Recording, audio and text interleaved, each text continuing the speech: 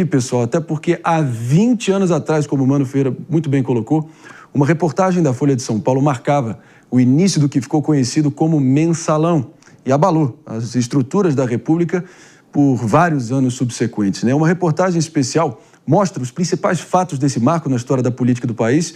A narração é do nosso Tiago Uberreich. Vamos conferir.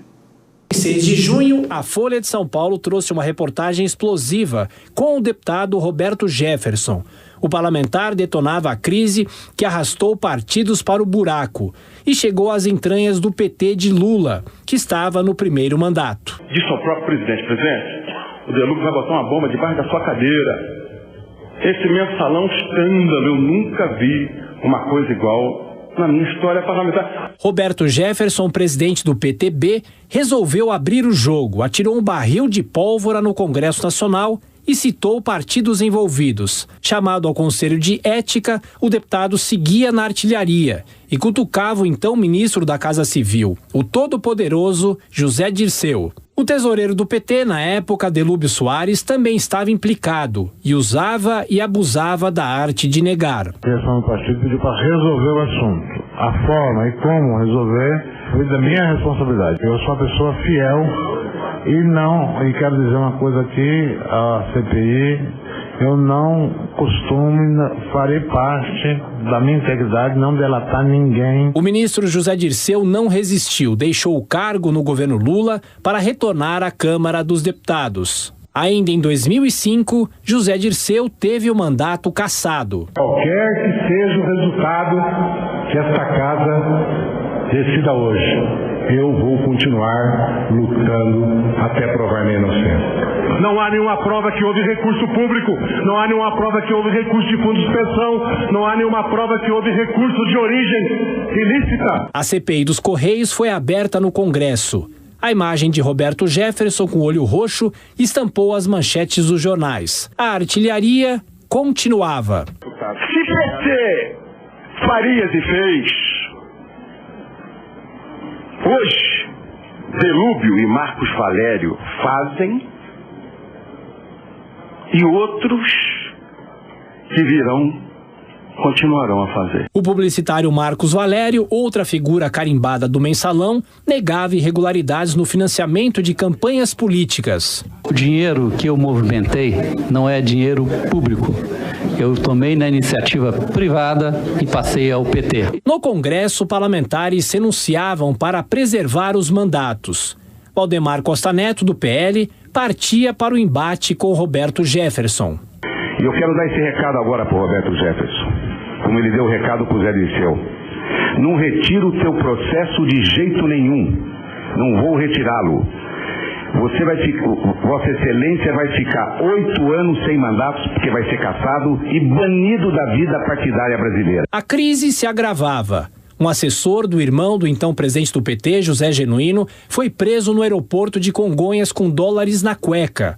Mais uma baixa no partido. Com o PT de José Genuíno se esfacelando, em pronunciamento à nação, o presidente da República, Lula, fez meia-culpa. Não tenho nenhuma vergonha de dizer ao povo brasileiro que nós temos que pedir desculpas. O PT tem que pedir desculpas. O governo, onde errou, tem que pedir desculpas.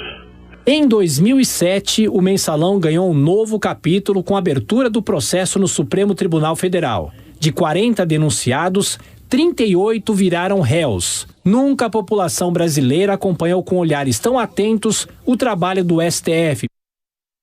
Meus amigos, tinha 10 aninhos na época, morava em Brasília, por acaso nesse ano de malfadado ano de 2005. E a gente lembra bem, talvez, enfim, 10, 11 anos ali, nessa época quando você começa a ter o mínimo de consciência dos seus arredores.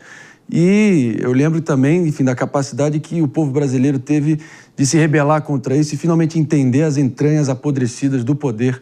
Quando, enfim, foi talvez ali talvez um divisor de águas, né, Maria de Carli, no momento em que o STF ganhou um certo protagonismo e começou a demarcar de vez ali a independência entre os poderes, né? Totalmente, muito bem colocado no final da matéria. Foi ali que a gente começou a entender. Olha, o papel do STF ganhou todo esse destaque que ganhou e vem aumentando nos últimos anos. A gente vem acompanhando por aí.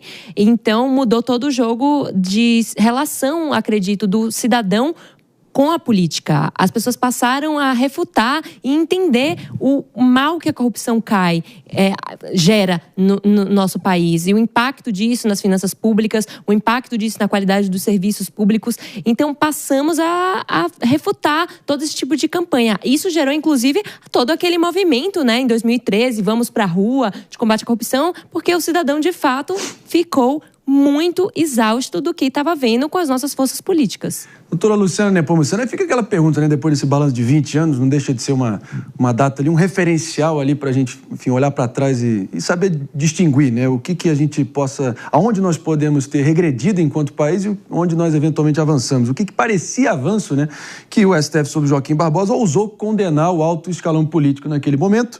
O país conheceu ali os bastidores do Congresso, a vida como ela era, querendo ou não, de uma forma mais explícita, e a Lava Jato se inspirou nesse modelo de responsabilização institucional, mas o que veio depois foi um enorme e avassalador retrocesso em todos os sentidos, né? Exatamente. Antes de responder, eu quero comentar um baby, né, gente? Um baby, 10 anos, quando começar um bebê. Peraí, aí você quebra a apresentadora. Peraí. Não poderia perder um comentário ao vivo. Mas estamos aqui agora, estamos aqui com muita barba dele. Olha essa barba aqui, olha essa. É um mucilão, gente, mucilão. Vamos lá. Mas agora vamos para o assunto sério. Com a devida vênia, por favor. Uma descontraída. Vamos em frente. Cadê a liturgia? Onde foi parar a liturgia? Onde foi a liturgia? Onde está a liturgia nesse programa? God. Mas vamos agora, esse programa é sério. Não estamos aqui para comentar a idade dos nossos apresentadores. A Lava Jato foi implodida por decisões desse mesmo STF depois. Exatamente. O Mensalão representou todo esse marco, porém, 20 anos após, a pergunta que fica, avanço ou retrocesso? Por quê? Porque ano passado, o ministro Gilmar Mendes, com uma canetada, ou seja, monocraticamente, anulou as condenações de Zé Dirceu envolvido na Lava Jato. Então, isso mostra que essa luta contra a corrupção, ela tem que ser constante e que a população tem que estar sempre vigilante, porque não pode representar retrocesso. Nós tivemos, sim, alterações sociais, alterações legislativas, tivemos a lei da ficha limpa, pós o episódio escancarado dessa corrupção, desse uso da máquina pública, do poderio econômico, mas tivemos depois Lava Jato e agora estamos vendo decisões que passa-se o tempo, ou seja, assenta-se a poeira e aí vamos começando ali a invalidar aquelas condenações que foram aplicadas. Então é isso, é olhar atento e constante. E foi o maior julgamento da história do STF até então. Claro, teve até pena de 10 anos a 10 meses, mas nenhum dos envolvidos ficou preso por mais de 3 anos. Então, isso é algo para a gente ser levado em conta. Fora o fato que descriminalizaram basicamente o fisiologismo político desde então, e isso virou moeda oficial da política, com emenda do relator, o RP9, o orçamento secreto e toda essa orgia que acontece, parece que foi não só naturalizada, como institucionalizada, com carimbo oficial da burocracia oficial brasileira, não é isso, mano? Pois é, Marina, nós precisamos ter capacidade como país de aprender institucionalmente com esses capítulos da nossa história. A gente vê, por exemplo, algo que era muito grave no Mensalão, era a completa subordinação do legislativo ao executivo por meio da corrupção. Isso, hoje, a gente olha para o equilíbrio entre os poderes e não existe mais, no sentido de que o legislativo tem vida própria. Hoje, ninguém acusa o legislativo de ser subordinado ao interesse do executivo. Na verdade, a gente acaba muitas vezes no debate falando como há um problema de governabilidade, que o legislativo agora é incontrolável muitas vezes. Mas, veja que coisa curiosa, o equilíbrio entre os poderes mudou, mas a gente continua falando sobre corrupção. Então, não era ali que estava a raiz do problema da corrupção no Brasil. A gente, mudando o equilíbrio entre os poderes, não necessariamente vimos o fim da corrupção. Na verdade, na minha visão, o que a gente pode ver de forma escancarada nas últimas décadas é que o patrimonialismo é parte do DNA da construção do Estado brasileiro, em qualquer dimensão, seja no executivo, no legislativo ou mesmo no judiciário, que naquela época emergiu como salvador da pátria. Sim. E que hoje sofre diversos questionamentos. Tivemos, ao longo dos últimos anos, acusações de venda de sentença por juízes de altas cortes.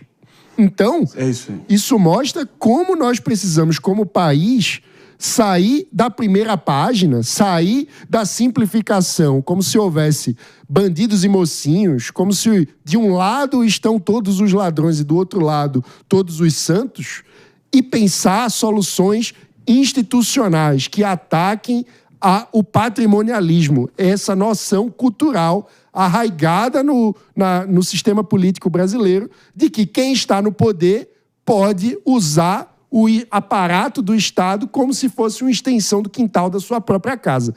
Esse, na minha visão, é o ponto central que nós precisamos atacar. O crime de ontem virou estrutura de hoje, o que era exceção virou regra, mas pelo menos naquela época, mesmo aos 10, 11 aninhos de idade, o que eu mais contava as horas, contava as horas para cada vídeo do Maurício Ricardo no site Charges. Você lembra? Charges. Absolutamente espetacular e um marco ali da sátira política brasileira que pode estar aí quase em extinção, mas um dia há de ser recuperado.